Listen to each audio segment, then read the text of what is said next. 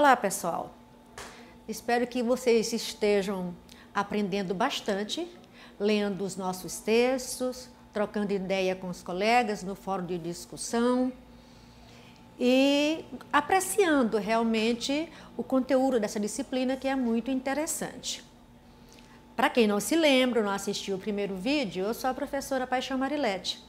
E a disciplina que eu ministro a vocês é Ensino e Aprendizagem da Língua Materna. Nesse momento, nós estamos trabalhando as questões da produção textual. Nós já lemos alguma coisa a respeito, mas eu tenho percebido, acompanhando o fórum de discussão, que a gente precisa retomar alguns conceitos que já ficaram um pouco para trás, alguns que ainda serão trabalhados, mas que a gente sente um pouco de insegurança de alguns colegas quando vão postar isso no fórum de discussão. Então, para isso, eu elegi, para trabalhar nesse momento como parte de apoio da nossa conversa aqui, o módulo A Produção de Textos na Escola, que é o módulo que vocês trabalharam na semana que está terminando e aonde eu percebi a maior necessidade de uma releitura. Eu sei que vocês leram o módulo, mas eu destaquei alguns pontos que são fundamentais para a compreensão do que vem a ser um texto, do que vem a ser uma redação escolar. Então, na verdade, a primeira pergunta que a gente faz é: o que é um texto? E no fórum eu postei para vocês essas duas imagens de dois textos produzidos por duas crianças. O Dedé, que escreveu A Casa é Bonita, a casa é do menino, a casa é do papai, a casa tem uma sala e a casa é amarela. Já o Zico, que é o outro garoto, ele escreveu um texto que normalmente as pessoas vão achar que não é um texto. Claro, as pessoas menos avisadas, porque nós, futuros pedagogos, e já tendo lido alguns textos sobre sociolinguística, a gente vai ter uma outra visão. Então, olha só a quantidade de erros que nós temos em termos de ortografia. Olha só, era uma vez, aí tem um piônio, queroia, tudo junto, o cabelo, nós temos ali uma outra juntura, e daí um menino, olha o piolhento, enfim, nós temos uma série de questões ortográficas que precisam ser discutidas aqui. Mas a pergunta no fórum era: qual dos dois textos podem ser considerados realmente um texto ou uma redação escolar? E aí nós tivemos uma série de respostas bem interessantes, né? Então, para que a gente realmente responda isso com segurança, a primeira coisa que nós temos que pensar é o que é que nós estamos chamando de texto. Bem, primeira coisa, vamos dizer o que não é um texto, né? Um texto não é uma quantidade de linhas. Olha, escrever 15 linhas. Olha, vamos falar sobre as férias. Na verdade, esses critérios não são aceitos como sendo critérios que definam o que vem a ser um texto.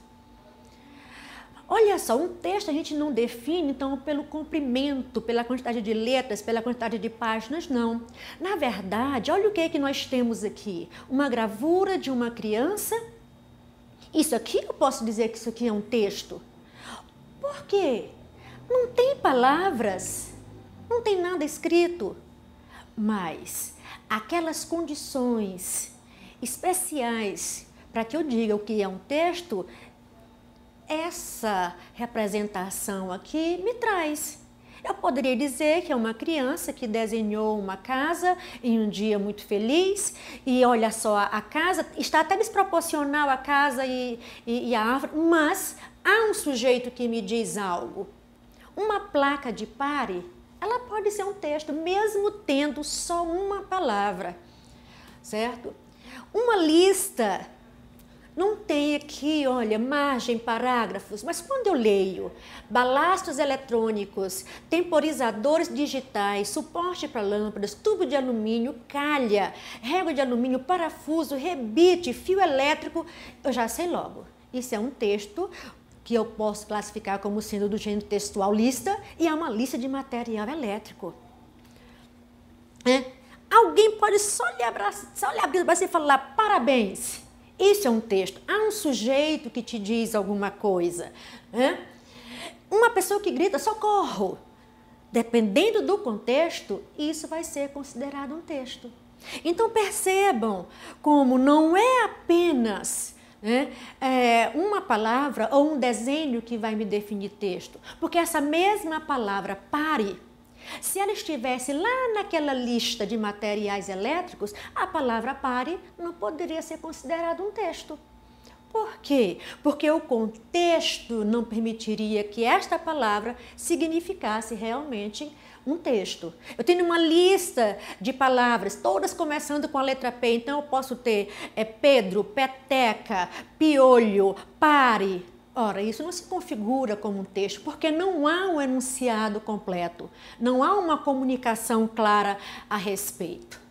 Ou seja, e sendo assim, então, o que é o texto? Na verdade, a gente tem uma definição oficial do próprio PCN, né? Os parâmetros curriculares nacionais. O que é que eles nos dizem? Primeiro, ele nos diz que a unidade de ensino da língua portuguesa tem que ser o texto. Por quê? Porque, na verdade, é a interlocução que é realizada entre duas ou mais pessoas, ou seja, sujeitos interlocutores, que vai me definir que enunciados eu vou utilizar, que significados eu quero passar, com quem eu estou conversando, quem é o meu interlocutor. E nós temos também um outro autor muito conhecido, que é o Marcuschi, Luiz Antônio Marcuschi. Se vocês não tiveram a oportunidade de ler nada escrito por esse grande brasileiro, leiam, vale a pena.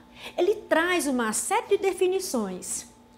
Primeiro, ele vai dizer que o texto pode ser tido como um tecido estruturado. Ele é um artefato sócio-histórico. O que é isso? O que é um tecido estruturado? É algo que realmente é bastante organizado. Qualquer texto ele precisa de uma organização interna. Ele precisa necessariamente de interlocutores, seja um texto lido, um texto ouvido, um texto escrito, um texto cantado, precisa realmente que haja interlocutores. Por que ele fala que é um artefato sócio-histórico? Porque o texto, ele se constitui e ele se remodela de acordo com o momento histórico, de acordo com o momento social, o momento cultural que os sujeitos estão vivenciando. Então, para que essa conversa tenha realmente um significado, é o contexto que vai nos dizer com clareza. Ele é uma reconstrução do mundo. Opa, muito interessante. Porque à medida que eu converso com outra pessoa, eu estou ressignificando situações, dizeres, palavras. Então, o tempo todo, eu estou construindo algo em cima de algo que já foi dito. Porque não existe palavra nova, não existe ideia nova quando eu estou conversando. Quando eu me coloco como sujeito de um texto, necessariamente eu me apropriei de outros saberes, de outros autores, de outras pessoas que me constituíram como sujeito para que eu possa dialogar com uma outra pessoa, que também passou pelo mesmo processo. E aí, voltando, essa última fala ela é muito importante, que ela fala que é a unidade máxima de funcionamento da língua. O que isso significa? Que eu não me comunico com as pessoas por meio de meras palavras. As palavras elas são carregadas de significados. As palavras elas realmente trazem algo para alguém. Nesse sentido, eu me comunico por meio do quê? Do texto. O texto não é isso?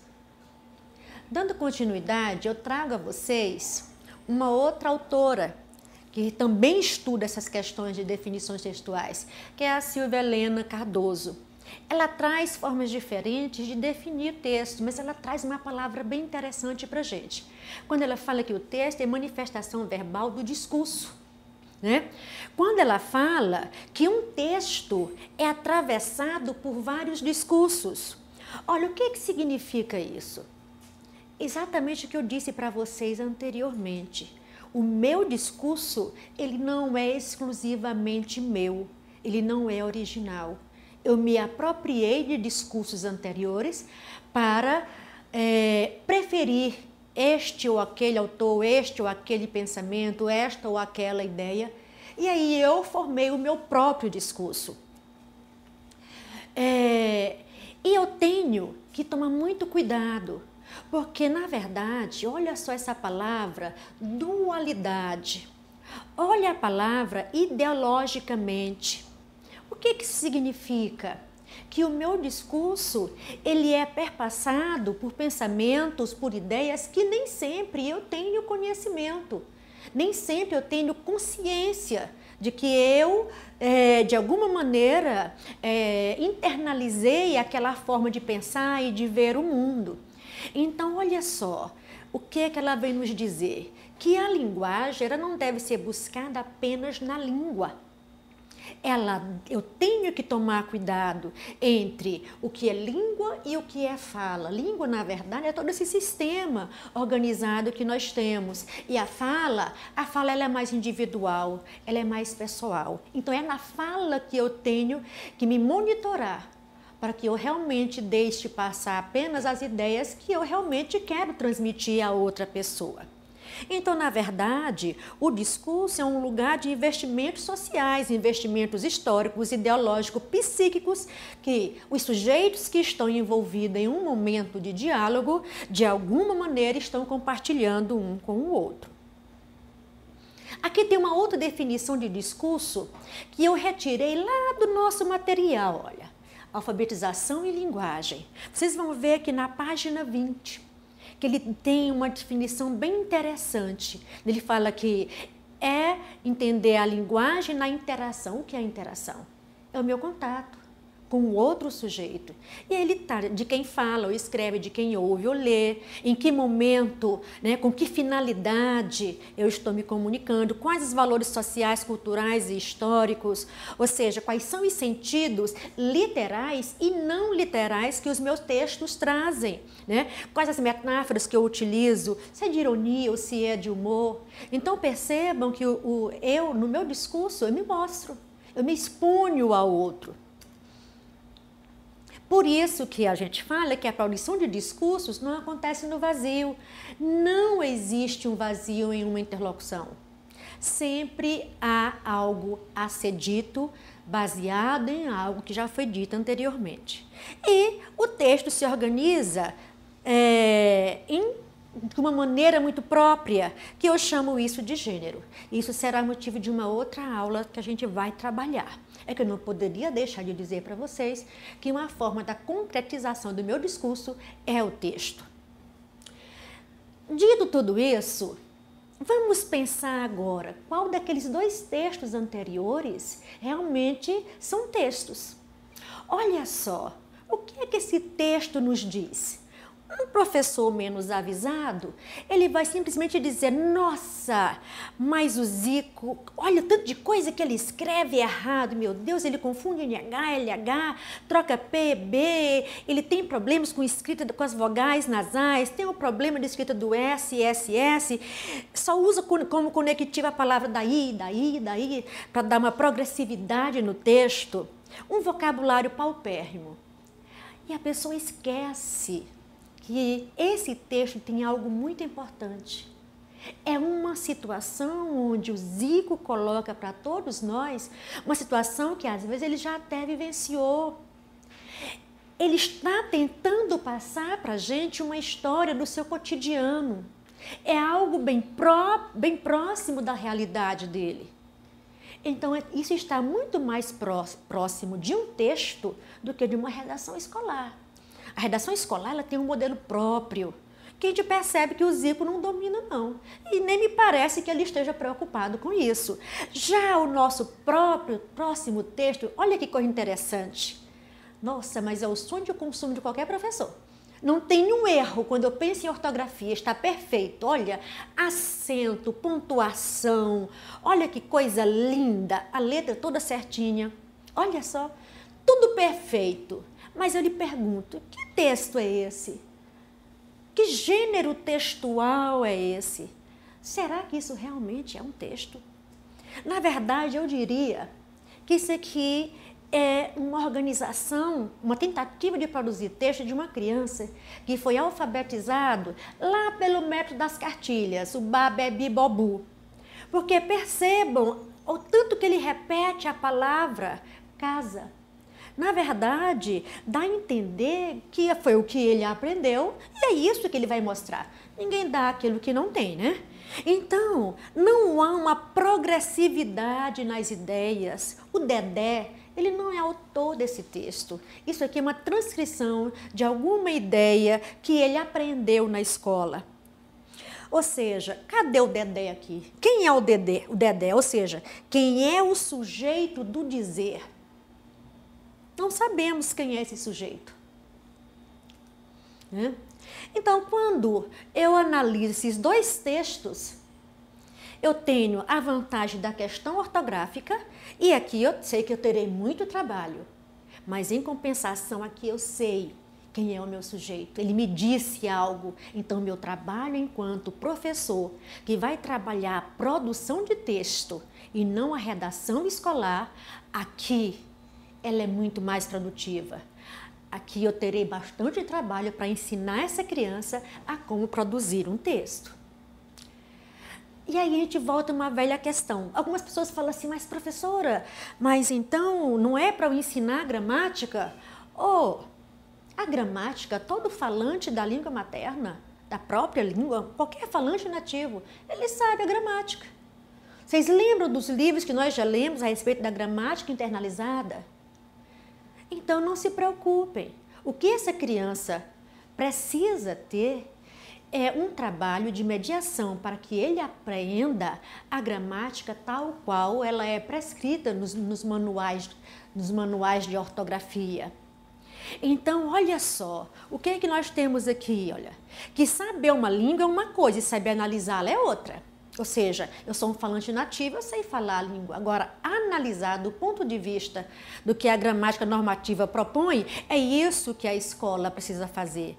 Ou seja, eu preciso trabalhar com o meu aluno as questões da metalinguagem. E é isso que eu preciso fazer com o meu aluno Zico. Vamos lá.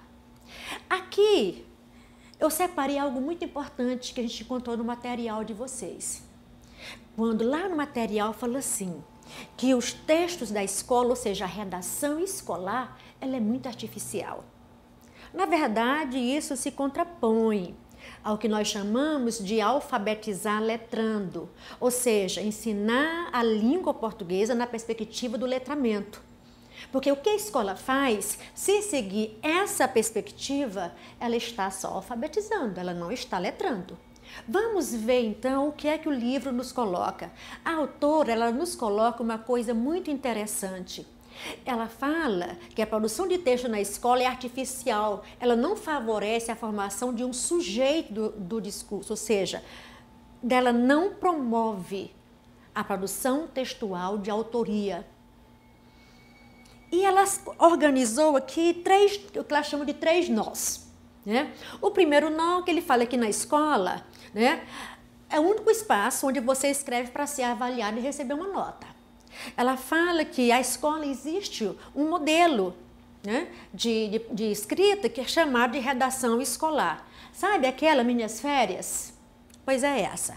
O terceiro nó é que o aluno escreve para a única pessoa ler. Quem é essa pessoa? O professor. E ela vai trazer uma série de ideias para que a gente possa ir desatando esses nós. Primeiro ela fala assim, como tornar a produção de texto na escola menos artificial? E ela chama de afrouxando os nós. Ela fala, se a escola propõe uma produção de texto só para a criança ser avaliada, ela fala, vamos trabalhar na contramão disso. Então, nós não vamos avaliar e não vamos dar nota a todas as redações. E isso é algo bastante interessante. Ela coloca 3 exemplos aqui de situações que a gente vai ver. Primeiro, ela fala assim, antes de eu produzir um texto definitivo com o meu aluno, Eu tenho que ter a fase da pré-escritura do texto. É onde eu busco informações, é onde eu converso com outras pessoas, é onde eu penso quem serão os meus leitores, é onde eu penso como eu vou escrever.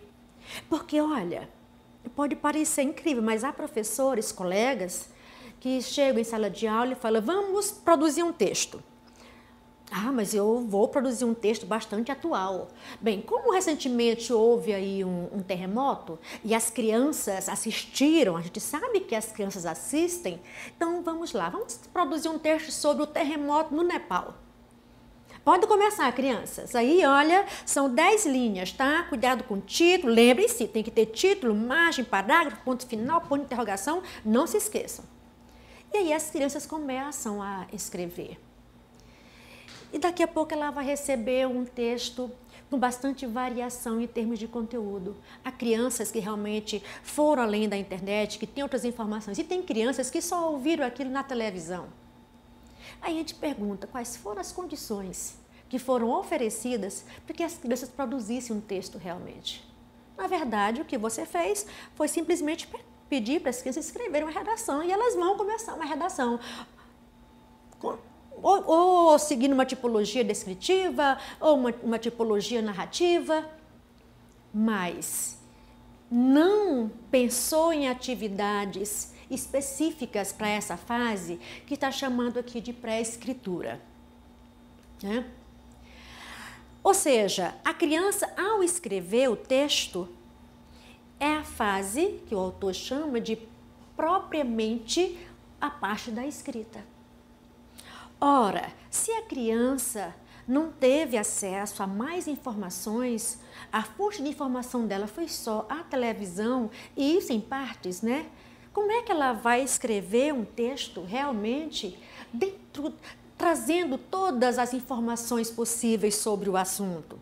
Mas, de qualquer forma, é a fase da escritura propriamente dita, é o material que ela vai te trazer. O que é essa fase da pós-escritura? É quando o aluno pega o próprio texto e ele lê, ele relê, ele reescreve, ele pede para outra pessoa melhorar o texto, ele faz uma segunda, uma terceira, uma quarta revisão. Ele é que vai perceber os equívocos que o texto dele contém. Só depois é que ele vai te entregar esse texto.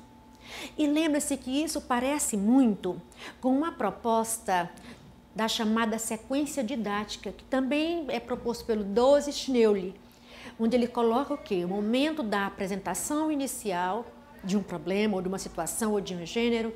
Depois ele traz a questão da produção inicial e nos módulos seguintes, pode ser 2, 3, 4, N módulos, ele vai fazendo um trabalho de mediação com o aluno, para só depois chegar na produção final.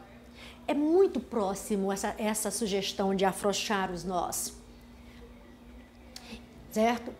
Vamos pensar agora no segundo nó. O segundo nó é o modelo. Só redação escolar. Ora, o que é que ela propõe?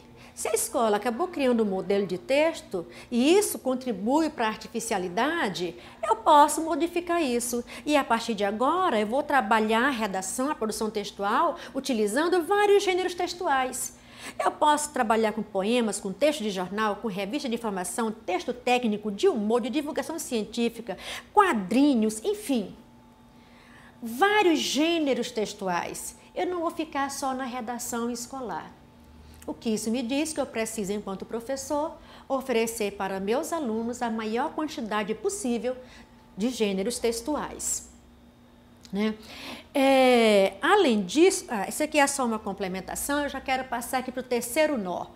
E quando ele fala que o aluno escreve para uma única pessoa ler, que é o professor, e é verdade.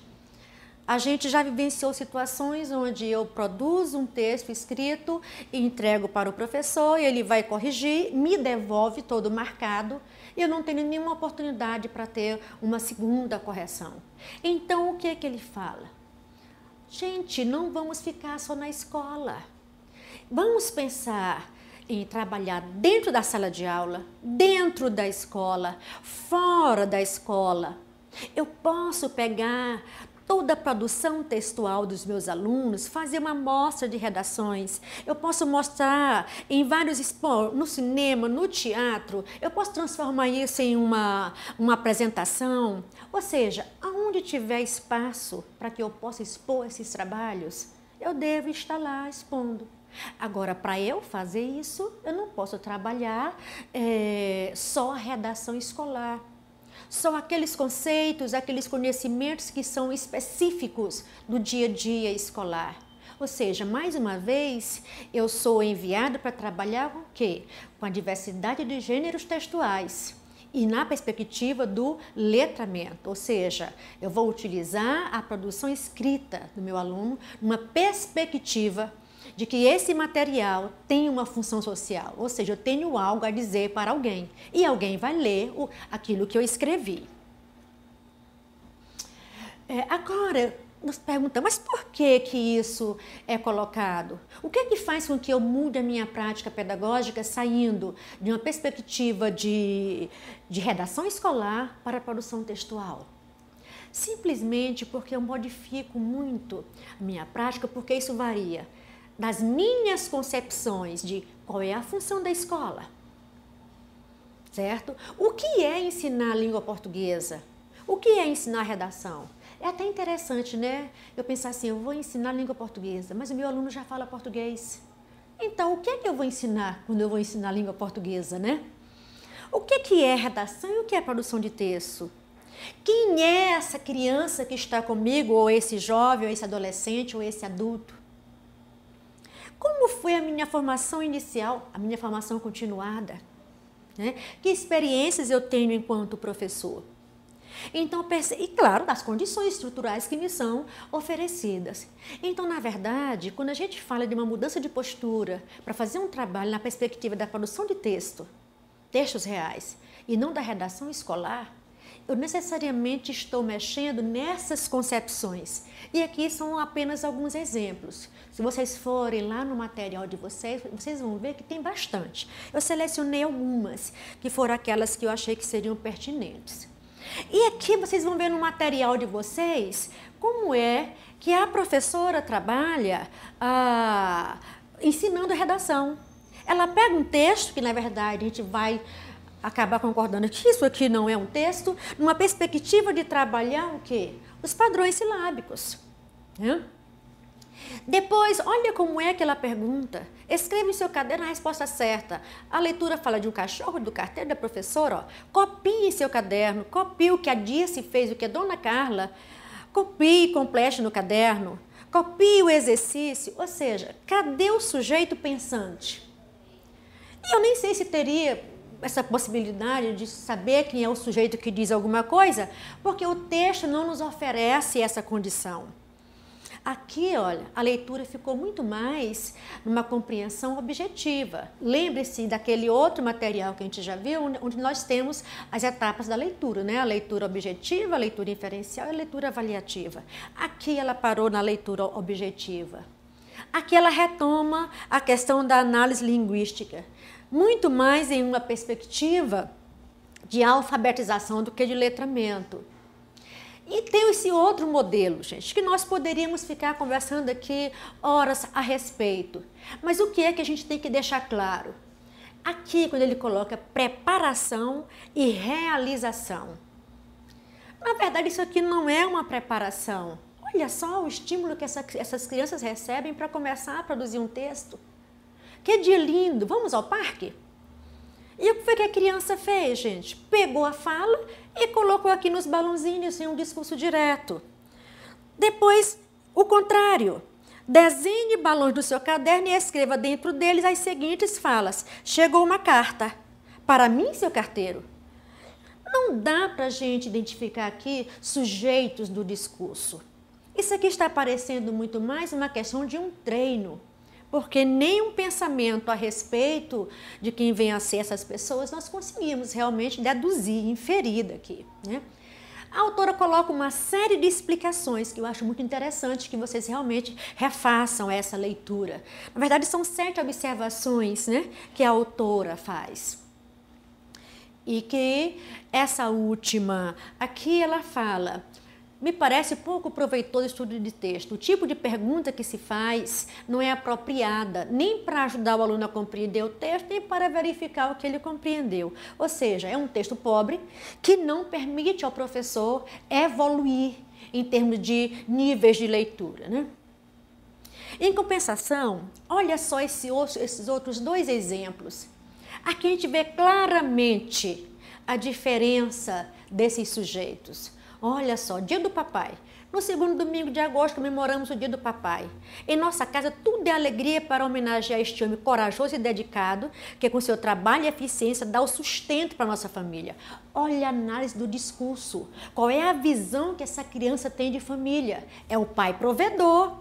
Olha, o pai provedor, é o pai amigo, o pai trabalha o dia todo, à noite está em casa com um doce sorriso, né?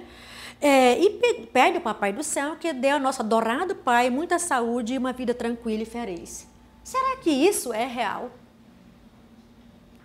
Será que realmente essa criança está se colocando como autora desse texto? Ou ela se baseou em uma série de informações que nós temos por aí, que são passadas de maneira bastante ideológica? Agora, se você pegar o segundo texto para ler, leiam com carinho, e vocês vão perceber a diferença entre esse texto e esse aqui. Aqui nós temos um sujeito que escreve algo, aqui nós não temos. Nós temos um estereótipo. Essa citação está em destaque lá no material de vocês, do Michel Pichot, onde ele fala sobre a análise do discurso. Isso é muito importante. Quando ele coloca o destinador, o destinatário, quando ele fala da constituição do sujeito. E lá no finalzinho, ele faz uma pergunta. Lembre-se de alguém que lhe falou algo e você não gostou, porque foi tomado como ingênuo, caipira ou algo parecido. A pessoa, às vezes, não percebeu, mas a maneira de falar, ela fez com que você realmente se sentisse assim, né? Por quê? Porque essa foi a imagem que a pessoa construiu de você. Então, eu converso com o meu interlocutor de acordo com aquilo que eu pressuponho que seja o meu interlocutor. Eu tenho uma visão de quem é aquela pessoa, eu tenho uma noção de quem seja essa pessoa com a qual eu estou conversando, eu estou dialogando. É por isso que quando eu vou produzir um texto, eu tenho essa série de preocupações. Olhe só quais são as condições que me são oferecidas para que eu realmente escreva um texto. Primeiro eu vou me perguntar, o que é que eu vou escrever mesmo? Quem é o meu destinatário? E quando eu respondo quem é o meu destinatário, pode ter certeza, isso vai definir qual é o tom do meu discurso. Porque se meu destinatário é o secretário de Educação, eu vou falar de um jeito. Se é a minha professora, eu vou falar de outro jeito. Se é o meu pai, ou a minha mãe, ou o meu irmão, ou o meu vizinho. Tudo isso vai influenciar na forma como você vai se expressar. Isso vai influenciar em qual é o gênero textual que é mais adequado. Se você for enviar uma correspondência para o secretário de Educação daí do seu estado, pensa bem, você faria um bilhete para ele? Solicitando que a sua escola recebesse os livros didáticos na época certa, por exemplo? Ou seja, qual é o gênero mais adequado? É um bilhete? É uma carta? É um ofício? Qual é o gênero textual? Da mesma forma, você, ao pedir para sua mãe comprar um chocolate, por exemplo, você vai mandar um ofício para sua mãe ou você vai fazer um bilhete? Então, qual é o gênero mais adequado? O que vai fazer com que eu escolha o gênero é saber quem é o meu destinatário. Eu quero convencer o meu destinatário, eu quero só informar, eu quero argumentar? Isso também vai definir. Ou seja, olha o tanto de preocupações que eu preciso resolver para produzir um texto, certo? Como é que eu quero parecer para o meu destinatário? Arrogante? Seguro? Firme? Inseguro? Enfim, para eu resolver isso aqui, eu tenho que pensar quem é o meu destinatário? Ou seja, quem é o sujeito com o qual eu vou entrar em diálogo. Esse exemplo aqui eu tirei do material de vocês também. E ele traz o exemplo, olha, de que você vai fazer uma carta. Então você vai resolver qual é o suporte, né? Você vai fazer um papel comum, folha de caderno, papel ao maço. Se você vai mandar uma carta para o secretário de Educação, será que você vai pegar um papel ao maço? Será que você vai pegar aquela folhinha de caderno que tem coraçõezinhos e estrelinhas? Ou você vai procurar um papel timbrado da escola? Então, isso é importante. O cabeçalho, como é que eu começo o cabeçalho quando eu vou produzir um texto? Porque varia. Eu posso começar uma carta de uma maneira bem convencional, dentro das normas da ABNT, ou eu posso começar uma carta colocada de querida irmã. São formas diferenciadas.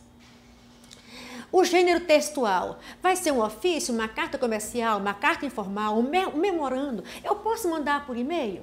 Ou seja, qual é o gênero textual que é apropriado para aquele contexto?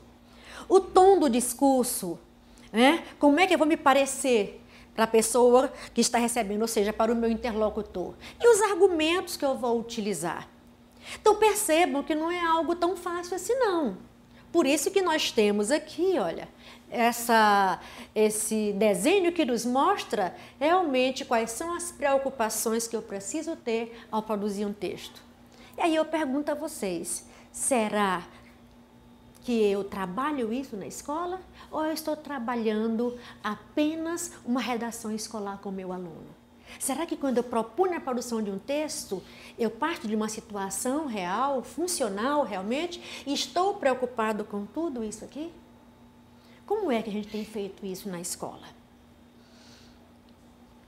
Então, retomando uma fala que já apareceu no começo do nosso vídeo, a produção textual, ela é uma atividade verbal a serviço de fins sociais e inserida em contexto mais complexo de atividades. Então, produzir textos, gente, não é escrever a casa é bonita, a casa é amarela, a casa é do papai. Por quê? Porque os discursos, voltam a falar, não acontecem no vazio. Existem sujeitos que estão em interlocução. E qualquer discurso, ele só é externalizado de acordo com o gênero textual. Ou seja, eu preciso escolher um gênero textual que seja adequado, tanto da minha parte quanto a parte do meu interlocutor. Aqui eu tenho as fontes que vocês podem pesquisar, os autores eu não coloco igual a ABNT, eu estou colocando aqui a capa dos livros, né, o material onde eu busquei, a Folha de São Paulo, que é essa primeira parte da nossa tentativa de conversa e esclarecimento sobre realmente o que vem a ser um texto, uma redação escolar. E sendo assim, eu gostaria que vocês pensassem com muito carinho de como que as escolas vêm trabalhando a questão da produção textual. E vocês, como futuros pedagogos, professores que trabalharão com criança nos anos iniciais do ensino fundamental e até educação infantil, como será que vocês vão trabalhar a produção de texto?